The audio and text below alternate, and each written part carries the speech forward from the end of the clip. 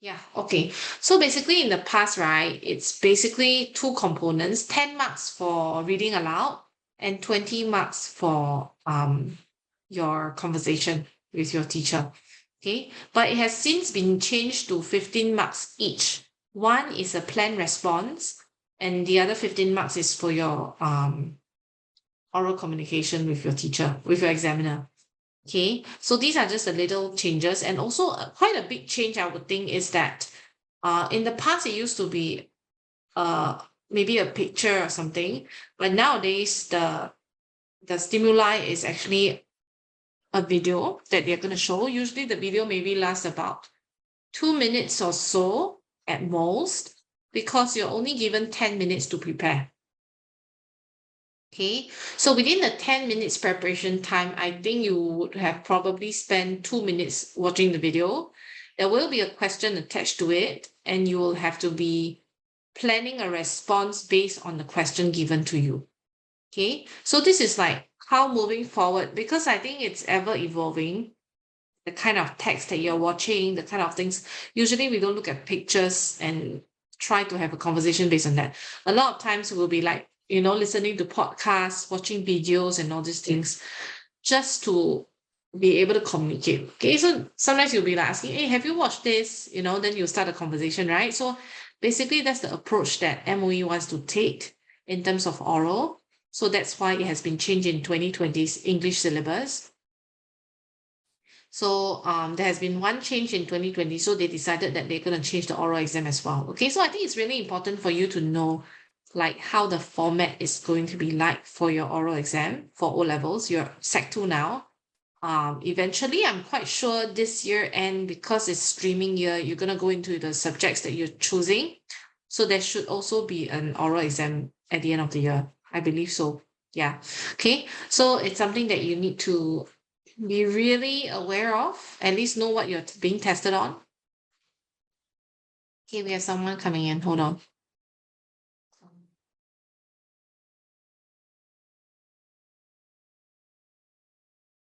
That has to be Sherman, right?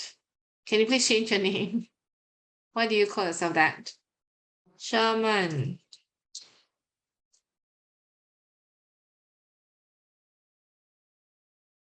Thank you.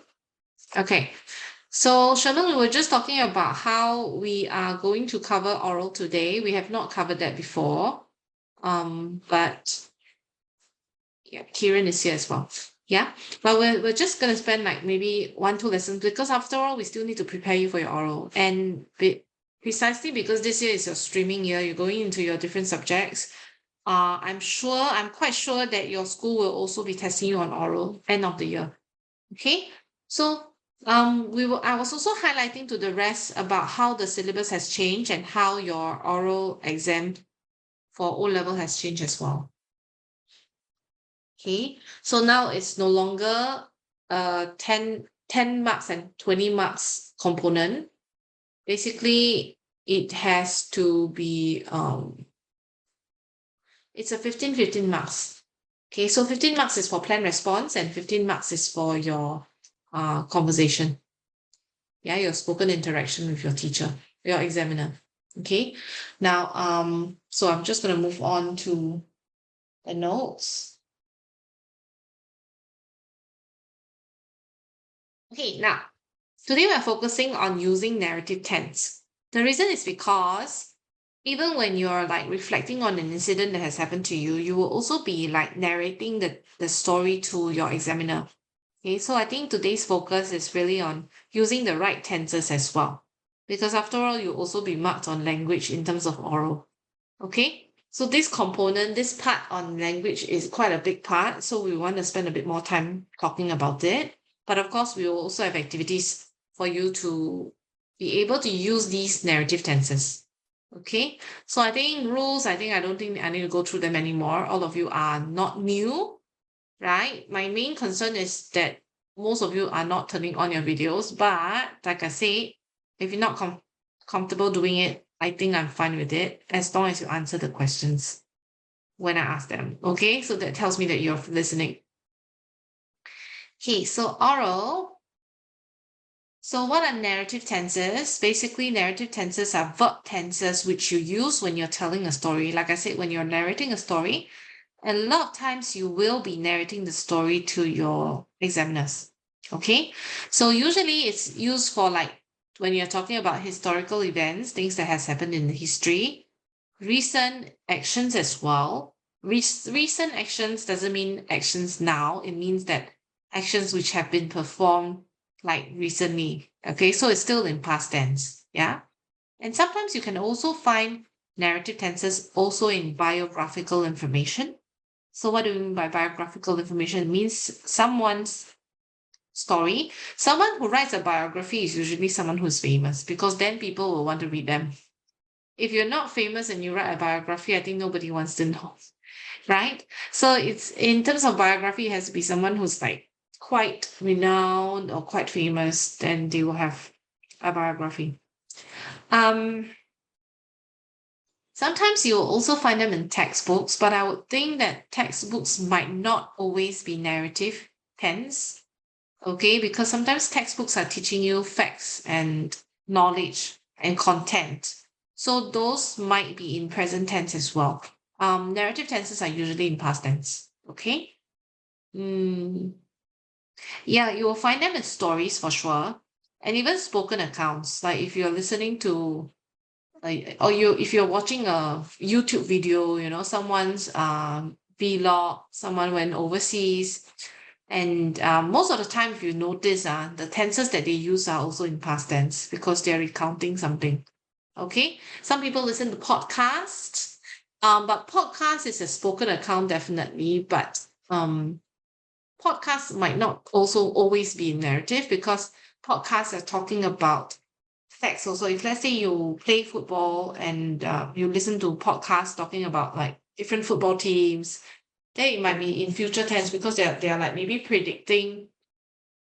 They might be predicting what is the score for the game that evening or that weekend. So that's spoken accounts. You will find them, but might not be all. Okay, so this is just an introduction. Now, what are your four narrative tenses? Okay, I'm sure at secondary 2 level, you know what are all these tenses, but we just want to highlight that you should be using most of this, um, especially when it comes to narrating a story to your examiner during the oral exam. Okay, it has to be most of the time in past simple, basically simple past tense. Okay, like eat and ate, right? So ate is a simple past. You should be using past continuous as well. Okay, so past continuous, like for example, she was eating, right? Or we were eating satay when this happened. So it's past continuous. Past perfect would be had something. So had taken, had eaten. Okay. He had eaten satay um last Saturday. Okay, he had eaten that before, right? So okay, I think this one there is a typo error. This is past perfect, not past. Let me just correct it. Okay. Past perfect continuous is like had been eating. Okay, he had been eating, past perfect. Yeah, so that's past perfect continuous. Now we'll focus a bit more on past, a simple past. Simple past tense is used to talk about a certain action that took place at a specific time. So let's say if you are recounting on a story, okay, this is your plot, yeah, your entire storyline. So when you're telling the story, past simple is something that has happened. It's just a specific point in the past. Okay, so here, a specific point in the past. So you're describing the story, and when you use simple past, it means that it just happened at a specific point. Okay, so some examples here. I visited Italy last summer. So when I'm recounting the story, basically I'm just saying I visited Italy. Okay, so that has happened. So or you might want to create sentences like that. Mom cooked lasagna for dinner. So she cooked it there and then at the specific point in the past. Okay, I didn't go to school yesterday. Okay, I think I just want to remove the contraction and write it as full. So I did not. The word not tell you a bit more about the verb. So this word not acts as an adverb here. The verb is actually did. Okay, did is a past tense verb, simple past tense verb. So I did not go to school yesterday.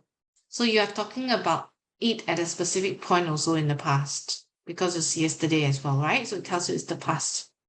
Okay, last year I went to Korea. This is an irregular verb. So go and went. Okay, we don't say gold, right? So this is irregular verb, but still is simple past tense.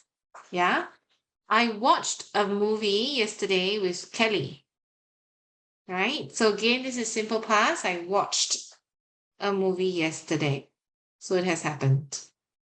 Okay, so next one. Past continuous. Past continuous is to talk about an event or an action that's in progress. So I'm going to just use this to help you visualize. Okay. Continuous means it is in progress. It's happening. It's still happening. It's just that it's in the past. I'm recounting on that thing that has happened, that was happening in the past. Okay. So same thing. I have my plot here.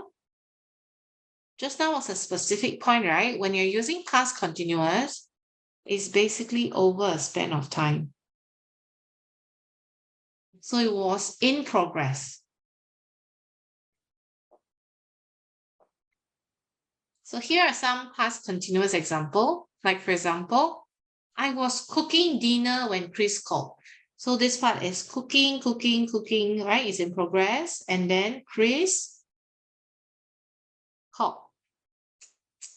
Okay. So that is when we are recounting on something that was still in progress during a point in time in the past. Yeah. So it was raining yesterday. So same thing, raining the entire time while the story happened, right? Kelly was studying English last night. So she was studying throughout the last night when something happened. The students were running in the classroom. We were eating sushi in the restaurant. Anyway, they said the Japanese say the correct pronunciation is not sushi, right? We always say sushi, right? The correct pronunciation is actually sushi. It's sushi, right? Instead of sushi. Okay, so just something additional that we're going to talk about. Okay, now past perfect tense. Past perfect tense is used to talk about an event that was completed.